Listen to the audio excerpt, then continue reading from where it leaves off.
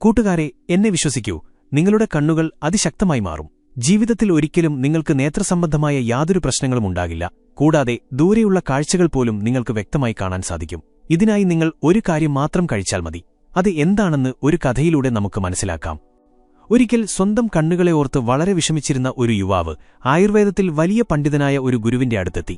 അയാൾ ഗുരുവിനെ വണങ്ങിക്കൊണ്ട് പറഞ്ഞു, ഗുരുദേവാ, എന്റെ കണ്ണുകളെ ഓർത്ത് ഞാൻ വലിയ ദുഃഖത്തിലാണ്. എന്റെ കാഴ്ചശക്തി ദിനംപ്രതി കുറഞ്ഞുവരികയാണ്. എനിക്കെല്ലാം മങ്ങലായിട്ടാണ് കാണുന്നത്. പലപ്പോഴും എന്റെ കണ്ണുകളിൽ കഠിനമായ വേദനയും പുകച്ചിലുമുണ്ടാകുന്നു. ഒപ്പം കണ്ണുനീർ ധാരാളമായി ഒഴുകുന്നു. ഗുരുദേവാ, സമയത്തിനു മുൻപേ എന്റെ കണ്ണുകൾ എന്നെ ചതിക്കുകയാണ്. ദയവായി എന്റെ കാഴ്ചശക്തി തിരികെ ലഭിക്കാനും കണ്ണുകളുടെ ഈ പ്രശ്നങ്ങളിൽ നിന്ന് എന്നേക്കുമായി മോചനം നേടാനും സഹായിക്കുന്ന ഒരു പ്രതിവിധി എനിക്ക് പറഞ്ഞുതന്നാലും. ഗുരു ആ യുവാവിന്റെ സങ്കടങ്ങൾ ശ്രദ്ധയോടെ കേട്ട ശേഷം പറഞ്ഞു, മകനെ, നമ്മുടെ ആയുർവേദത്തിൽ കണ്ണുകളെക്കുറിച്ച് മാത്രം ചക്ഷു ഉപനിഷത്ത് എന്ന പേരിൽ ഒരു ഉപനിഷത്ത് തന്നെയുണ്ട്. ഇതിനു പുറമെ മഹർഷി വാഗ്ഭടൻ കണ്ണുകളുടെ ചികിത്സയുമായി ബന്ധപ്പെട്ട് നിരവധി മാർഗങ്ങളും നിയമങ്ങളും പറഞ്ഞിട്ടുണ്ട്. അതിലെ പ്രധാനപ്പെട്ട ചില നിയമങ്ങൾ ഞാൻ ഇന്ന് നിനക്ക് പറഞ്ഞുതരാം. ഒപ്പം വെറും 15 ദിവസം ഉപയോഗിച്ചാൽ നിന്റെ കാഴ്ചശക്തി തിരികെ നൽകുന്ന ഒരു അത്ഭുത ചൂർണത്തെക്കുറിച്ചും ഞാൻ പറഞ്ഞുതരാം. ഈ നിയമങ്ങൾ പാലിച്ചാൽ ഏതാനും ആഴ്ചകൾക്കുള്ളിൽ നിന്റെ കാഴ്ചശക്തിയിൽ അത്ഭുതകരമായ മാറ്റമുണ്ടാകും. നിന്റെ കാഴ്ചശക്തി മടങ്ങിവരുന്നതും മുമ്പത്തേക്കാൾ വ്യക്തമായി കാണാൻ സാധിക്കുന്നതും നിനക്ക് സ്വയം അനുഭവിച്ചറിയാം. ഈ ചൂർണം ദീർഘകാലം ഉപയോഗിക്കുകയും നിയമങ്ങൾ പാലിക്കുകയും ചെയ്താൽ കണ്ണുകളുടെ എല്ലാ അസുഖങ്ങളും വേരോടെ നശിക്കുകയും കണ്ണുകൾ എന്നേക്കുമായി ആരോഗ്യത്തോടെയിരിക്കുകയും ചെയ്യും. തുടർന്ന് ഗുരു പറഞ്ഞു, മകനെ, ആദ്യം നമുക്ക് ഈ നിയമങ്ങളെക്കുറിച്ച് അറിയാം. അതിനുശേഷം ആ ചൂർണമുണ്ടാക്കുന്ന വിധവും അതെങ്ങനെ ഉപയോഗിക്കണമെന്നും ഞാൻ പറഞ്ഞുതരാം. ഗുരു വിശദീകരിക്കാൻ തുടങ്ങി, മകനെ, ശ്രദ്ധിച്ചു കേൾക്കുക. ആയുർവേദത്തിലെ ആദ്യത്തെ നിയമം രാവിലെ എഴുന്നേറ്റയുടനെ വായ കഴുകുന്നതിനു മുൻപ് വായിലെ ഉമിനീരെടുത്ത് കണ്ണുകളിൽ പുരട്ടുക എന്നതാണ്. നീ ഉറക്കമുണർന്നയുടനെ കിടക്കയിലിരുന്നു തന്നെ നിന്റെ വായിലെ ഉമിനീർ വിരലെടുത്ത് കൺമഷി എഴുതുന്നതുപോലെ കണ്ണുകളിൽ പുരട്ടുക. ഇത് കണ്ണുകളുടെ എല്ലാ പ്രശ്നങ്ങൾക്കുമുള്ള ഒരു അത്ഭുത മരുന്നാണ്. മണ്ണിലടങ്ങിയിരിക്കുന്ന എല്ലാ പോഷകങ്ങളും നമ്മുടെ ഉമിനീരിലുണ്ട്. ഇത് കണ്ണുകളിൽ പുരട്ടുമ്പോൾ കണ്ണുകൾക്ക് ആരോഗ്യത്തോടെയിരിക്കാൻ ആവശ്യമായ എല്ലാ പോഷകങ്ങളും ലഭിക്കുന്നു. രണ്ടാമത്തെ നിയമം വായ നിറയെ വെള്ളം കവിൾക്കൊണ്ട ശേഷം കണ്ണുകളിൽ പതുക്കെ വെള്ളം തളിക്കുക എന്നതാണ്. രാവിലെ കണ്ണുകൾ കഴുകുമ്പോൾ വെറുതെ കഴുകരുത്. വായ നിറയെ വെള്ളം വെച്ചുകൊണ്ട് കണ്ണുകളിൽ കുറഞ്ഞത് 20 തവണയെങ്കിലും വെള്ളം തളിക്കുക. കണ്ണുകളിൽ വേദനയുണ്ടാകുന്ന തരത്തിൽ ശക്തിയായി തളിക്കരുത്. കണ്ണുകൾക്കുള്ളിലേക്ക് വെള്ളം പോകുന്ന രീതിയിൽ മൃദുവായി തളിച്ചാൽ മതി. ഇങ്ങനെ ചെയ്യുമ്പോൾ കണ്ണിലെ ചെറിയ അഴുക്കുകൾ പോലും വെള്ളത്തോടൊപ്പം പുറത്തുപോകും. വായിൽ വെള്ളം നിറച്ചുവെക്കുന്നതിന്റെ കാരണം കണ്ണിലെ അഴുക്കുകൾ വായയിലൂടെ പോകാതെ കണ്ണിലൂടെ തന്നെ പുറത്തുവരാനാണ്. പല നേത്രരോഗങ്ങളും കണ്ണിൽ പൊടിയും അഴുക്കും പോകുന്നതുകൊണ്ടാണ് ഉണ്ടാകുന്നത്. ഇത് വൃത്തിയാകുമ്പോൾ കണ്ണുകൾ ആരോഗ്യവത്താകും. മൂന്നാമത്തെ നിയമം സൂര്യദർശനമാണ്. എല്ലാ ദിവസവും ഏകദേശം 5 മിനിറ്റ് സൂര്യനെ നോക്കണം. എന്നാൽ ഉച്ചയിലോ കടുത്ത വെയിലിലോ അല്ല. സൂര്യനുദിച്ച് 1 മണിക്കൂറിനുള്ളിലോ അല്ലെങ്കിൽ അസ്തമിക്കുന്നതിന് 1 മണിക്കൂർ മുൻപോ ആണ് നോക്കേണ്ടത്. ഏറ്റവും നല്ലത് ഉദയസമയത്തോ അസ്തമയസമയത്തോ നോക്കുന്നതാണ്. ആവശ്യമെങ്കിൽ കണ്ണു ചിമ്മാം. ആദ്യം 1 മിനിറ്റിൽ തുടങ്ങി പതുക്കെ 5 മിനിറ്റ് വരെ നീട്ടുക. സൂര്യരശ്മികൾ കണ്ണുകളിലേക്ക് ആഗിരണം ചെയ്യപ്പെടുകയും കണ്ണുകളെ സുഖപ്പെടുത്തുകയും ചെയ്യും. അവസാനം 2 കൈപ്പത്തികളും തമ്മിൽ ഉരസി കണ്ണുകൾക്ക് മുകളിൽ മൃദുവായി വയ്ക്കുക. കണ്ണുകളിൽ അമർത്തരുത്. ഇത് കണ്ണുകൾക്ക് വലിയ ആശ്വാസം നൽകും. ചക്ഷു ഉപനിഷത്തിൽ സൂര്യദേവനെ കണ്ണുകളുടെ വൈദ്യനെന്നാണ് വിളിക്കുന്നത്. നാലാമത്തെ നിയമം കണ്ണുകൾക്കുള്ള വ്യായാമമാണ്. ഇത് ഏതു സമയത്തും ചെയ്യാമെങ്കിലും രാവിലെയും ഉറങ്ങുന്നതിനു മുൻപും ചെയ്യുന്നത് കൂടുതൽ ഗുണം ചെയ്യും. ആദ്യം കണ്ണുകൾ 10 തവണ മുകളിലേക്കും താഴേക്കും ചലിപ്പിക്കുക. കഴിയുന്നത്ര മുകളിലേക്കും താഴേക്കും നോക്കുക. എന്നാൽ തല അനങ്ങരുത്. ശേഷം വലത്തോട്ടും ഇടത്തോട്ടും 10 തവണ വീതം നോക്കുക. പിന്നീട് കണ്ണുകൾ കോണുകളിലേക്കും അതിനുശേഷം വട്ടത്തിലും കറക്കുക. ഏറ്റവും പ്രധാനപ്പെട്ട വ്യായാമം നിങ്ങളുടെ കൈയുടെ തള്ളവിരൽ 2 കണ്ണുകൾക്കും നടുവിലായി പിടിച്ച് നഖത്തിലേക്ക് നോക്കുക. ശ്രദ്ധ മാറ്റാതെ വിരൽ പതുക്കെ അകറ്റുക. വിരൽ അകലുമ്പോൾ വിരലിന് പിന്നിലുള്ള കാഴ്ചകളിലേക്ക് ശ്രദ്ധ മാറ്റുകയും വീണ്ടും നഖത്തിലേക്ക് ശ്രദ്ധ കൊണ്ടുവന്ന് പതുക്കെ വിരൽ മൂക്കിനടുത്തേക്ക് കൊണ്ടുവരികയും ചെയ്യുക. ഇത് 10 തവണ ആവർത്തിക്കുക. ശേഷം കൈപ്പത്തികൾ ഉരസി കണ്ണുകൾ പൊത്തി വിശ്രമിക്കുക. ഇത് കണ്ണിലെ പേശികളെ ബലപ്പെടുത്തും. അഞ്ചാമത്തെ നിയമം ശരീരം വൃത്തിയായി സൂക്ഷിക്കുക എന്നതാണ്. ശരീരം ശുദ്ധമാണെങ്കിൽ രോഗങ്ങൾ വരില്ല. നമ്മുടെ കുടലുകൾ ശുദ്ധമാണെങ്കിൽ മലബന്ധമുണ്ടാകില്ല. ശരീരത്തിലെ എല്ലാ അവയവങ്ങളും കണ്ണുകളും ആരോഗ്യത്തോടെയിരിക്കും. ഇതിനായി ദിവസവും 16 മണിക്കൂർ ഉപവാസമോ അല്ലെങ്കിൽ ആഴ്ചയിൽ ഒരു ദിവസം 24 മണിക്കൂർ ഉപവാസമോ അനുഷ്ഠിക്കുക. ഏഴാമത്തെ നിയമം ഇരുട്ടുള്ള മുറിയിൽ ഒരു ദീപമോ മെഴുകുതിരിയോ കത്തിച്ചുവെച്ച് കണ്ണുകൾക്ക് നേരെ വയ്ക്കുക. നടുനിവർത്തിയിരുന്ന് ദീപത്തിലേക്ക് തന്നെ നോക്കുക. കണ്ണു ചിമ്മാതിരിക്കാൻ ശ്രമിക്കുക. കണ്ണിൽ നിന്ന് കണ്ണുനീർ വന്നാലും അത് തുടയ്ക്കരുത്. അത് കണ്ണുകളെ വൃത്തിയാക്കുകയാണ്. ഈ പ്രക്രിയയ്ക്ക് ശേഷം കൈപ്പത്തികൾ ഉരസി കണ്ണുകളിൽ വയ്ക്കുക. ഇത് കാഴ്ചശക്തിയും ഏകാഗ്രതയും കൂട്ടും. എട്ടാമത്തെ നിയമം കുളിർമ നൽകുന്ന പച്ചക്കറികളായ വെള്ളരിക്ക, ചുരയ്ക്ക, ഉരുളക്കിഴങ്ങ് എന്നിവയുടെ ചെറിയ കഷ്ണങ്ങൾ കണ്ണുകൾക്ക് മുകളിൽ കുറച്ചുനേരം വയ്ക്കുക. ഇത് കണ്ണിന് ചുറ്റുമുള്ള ഭാഗം തണുപ്പിക്കുകയും രക്തയോട്ടം വർദ്ധിപ്പിക്കുകയും ചെയ്യും. ഇത് ദിവസവും 10 മുതൽ 12 വരെ മിനിറ്റ് ചെയ്യണം.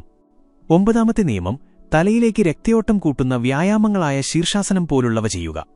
തുടർന്ന് ഗുരു പറഞ്ഞു, മകനേ, ഇപ്പോൾ ഞാൻ ആ അത്ഭുത ചൂർണത്തെക്കുറിച്ച് പറയാം. ഇതുപയോഗിച്ചാൽ കണ്ണട വെച്ചവരുടെ കണ്ണട പോലും മാറിക്കിട്ടും. ഇതിനായി 4 സാധനങ്ങളാണ് വേണ്ടത്: പെരിഞ്ജീരകം, ബദാം, കൽക്കണ്ടം, കുരുമുളക്.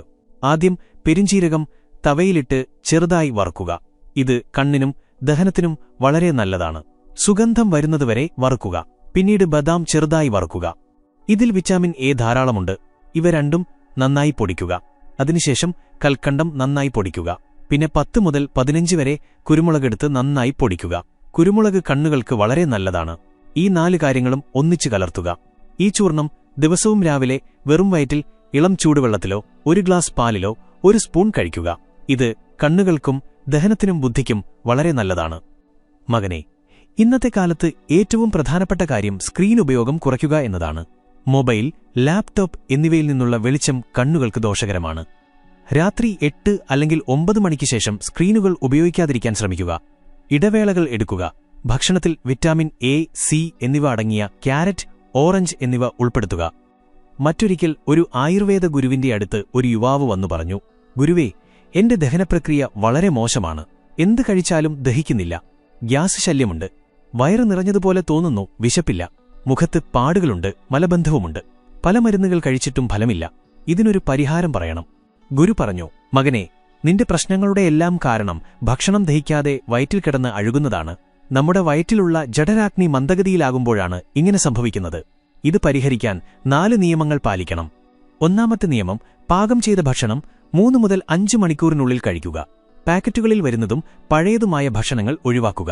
പിസ്സ, ബർഗർ, മധുരപലഹാരങ്ങൾ എന്നിവ ദഹനത്തെ നശിപ്പിക്കും. 2ാമത്തെ നിയമം, മിതമായ അളവിൽ ഭക്ഷണം കഴിക്കുക. തീയിൽ കുറച്ചു വീതം നെയ്യൊഴിച്ചാൽ തീ കത്തും. എന്നാൽ ഒരുമിച്ച് ധാരാളം നെയ്യൊഴിച്ചാൽ തീ കെട്ടുപോകും. അതുപോലെയാണ് അമിത ഭക്ഷണം ദഹനത്തെ നശിപ്പിക്കുന്നത്. 3ാമത്തെ നിയമം, ശരിയായ സമയത്ത് കഴിക്കുക.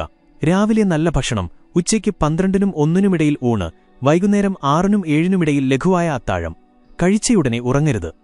4ാമത്തെ നിയമം, ആവശ്യത്തിന് വെള്ളം കുടിക്കുക. വെള്ളം കുടിച്ചില്ലെങ്കിൽ മലബന്ധമുണ്ടാകും. കൂടാതെ ടെൻഷൻ കുറയ്ക്കുക. ദുശീലങ്ങൾ മാറ്റുക. ദഹനം മെച്ചപ്പെടുത്താൻ 5 ആയുർവേദ മരുന്നുകൾ ഞാൻ പറയാം. 1. ത്രിഫല ചൂർണം. രാത്രി ചൂടുവെള്ളത്തിലോ പാലിലോ ഇത് കഴിക്കുന്നത് ദഹനത്തിനും മലബന്ധം മാറ്റാനും നല്ലതാണ്. 2. ഹിംഗ്വാഷ്ടക് ചൂർണം. കുരുമുളക്, ഇഞ്ചി, ജീരകം, അയമോദകം, ഇന്ദുപ്പ് എന്നിവ ചേർന്ന ഇത് ഗ്യാസ്, അജീർണം എന്നിവയ്ക്ക് ഉത്തമമാണ്. 3. കറ്റാർവാഴ ജ്യൂസ്. ഇത് ദഹനം മെച്ചപ്പെടുത്താനും വയറ്റിലെ അണുബാധകൾ തടയാനും സഹായിക്കുന്നു. 4. ഹെർബൽ ചായ. പുതിന, ഇഞ്ചി, മല്ലി എന്നിവയിട്ട് തിളപ്പിച്ച ചായ ദഹനവ്യവസ്ഥയെ ശാന്തമാക്കും. മധുരം ചേർക്കരുത്. 5. അയമോദക വെള്ളം. ഗ്യാസ് ട്രബിൾ മാറ്റാനും ഭാരം കുറയ്ക്കാനും ഇത് സഹായിക്കുന്നു. ഇതുകേട്ട് യുവാവ് ഗുരുവിനെ വണങ്ങി മടങ്ങി.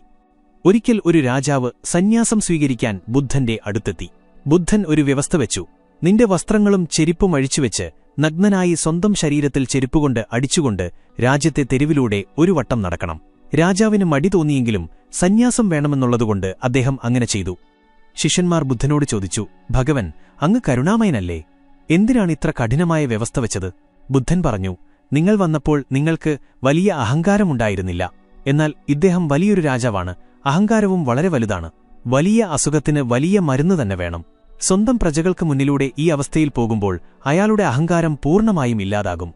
വൈകുന്നേരത്തോടെ രാജാവ് തിരികെ വന്ന് ബുദ്ധന്റെ കാൽക്കൽ വീണു. ബുദ്ധൻ രാജാവിന്റെ തലയിൽ കിരീടം വെച്ചുകൊണ്ട് പറഞ്ഞു, ഇനി നിനക്ക് സന്യാസത്തിന്റെ ആവശ്യമില്ല. നീ അഹങ്കാരം ഉപേക്ഷിച്ച് സാക്ഷിഭാവത്തോടെ നിന്റെ രാജ്യം ഭരിക്കുക. രാജാവിന്റെ ജീവിതം ധന്യമായി. കൂട്ടുകാരെ, നമ്മുടെ ശരീരം 5 മൂലകങ്ങൾ കൊണ്ടാണ് നിർമ്മിച്ചിരിക്കുന്നത്. ശരീരത്തിൽ വാതം, പിത്തം, കഫം എന്നീ 3 ദോഷങ്ങളുണ്ട്. ജനനം മുതൽ 14 വയസ്സുവരെ ശരീരത്തിൽ കഫം കൂടുതലായിരിക്കും. ഈ സമയത്ത് കഫം വർദ്ധിപ്പിക്കുന്ന ഭക്ഷണങ്ങൾ കുട്ടികൾക്ക് നൽകരുത്. 15 മുതൽ 60 വയസ്സുവരെ പിത്തം കൂടുതലായിരിക്കും. ഈ സമയത്ത് പിത്തം വർദ്ധിപ്പിക്കുന്ന പിസ്സ, ബർഗർ, ചായ, പഞ്ചസാര, മൈദ എന്നിവ ഒഴിവാക്കണം. 60 വയസ്സിന് ശേഷം വാദത്തിന്റെ പ്രകൃതമായിരിക്കും. പ്രകൃതി നിയമങ്ങൾ നാം പാലിക്കാത്തതുകൊണ്ടാണ് നമുക്ക് രോഗങ്ങൾ വരുന്നത്. ശരീരത്തിൽ എണ്ണ പുരട്ടേണ്ട 4 പ്രധാന ഭാഗങ്ങളുണ്ട്: പൊക്കിൾ, കാൽപാദം, മൂക്ക്, തല. രാത്രി കിടക്കുന്നതിനു മുൻപ് പാദങ്ങൾ നന്നായി കഴുകി തുടച്ച ശേഷം ശുദ്ധമായ കടുക് എണ്ണ കാൽപാദങ്ങളിൽ പുരട്ടി 5 മിനിറ്റ് തിരുമുക. ഇത് നിങ്ങൾക്ക് നല്ല ഉറക്കം നൽകുകയും ദഹനം മെച്ചപ്പെടുത്തുകയും ഓർമ്മശക്തി വർദ്ധിപ്പിക്കുകയും ചെയ്യും. അതുപോലെ ശരീരത്തിലെ ഏറ്റവും പ്രധാനപ്പെട്ട ഗ്രന്ഥികളുള്ള പൊക്കിളിൽ എണ്ണ പുരട്ടുന്നതും ശരീരത്തിന്റെ മുഴുവൻ ആരോഗ്യത്തിനും നല്ലതാണ്. കുട്ടികൾക്ക് കെമിക്കലുകൾ അടങ്ങിയ എണ്ണകൾ ഉപയോഗിക്കാതെ ശുദ്ധമായ കടുക് എണ്ണ ഉപയോഗിച്ച് മസാജ് ചെയ്യുക. കൂട്ടുകാരെ, ഈ കഥ കേട്ടതിലൂടെ നിങ്ങളുടെ ജീവിതത്തിൽ നല്ല മാറ്റങ്ങളുണ്ടാകുമെന്ന് ഞാൻ വിശ്വസിക്കുന്നു.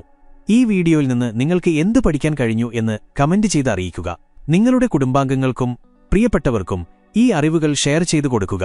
ഈ വീഡിയോ നിങ്ങൾക്ക് ഹൃദയത്തിൽ നിന്ന് ഇഷ്ടപ്പെട്ടെങ്കിൽ മാത്രം ലൈക്ക് ചെയ്യുക. ചാനൽ സബ്സ്ക്രൈബ് ചെയ്യാത്തവർ തീർച്ചയായും സബ്സ്ക്രൈബ് ചെയ്യുക. നിങ്ങളുടെ ഓരോ ദിവസവും ശുഭകരമാകട്ടെ. ജീവിതം സന്തോഷം കൊണ്ട് നിറയട്ടെ. നന്ദി. നമോ ബുദ്ധായ.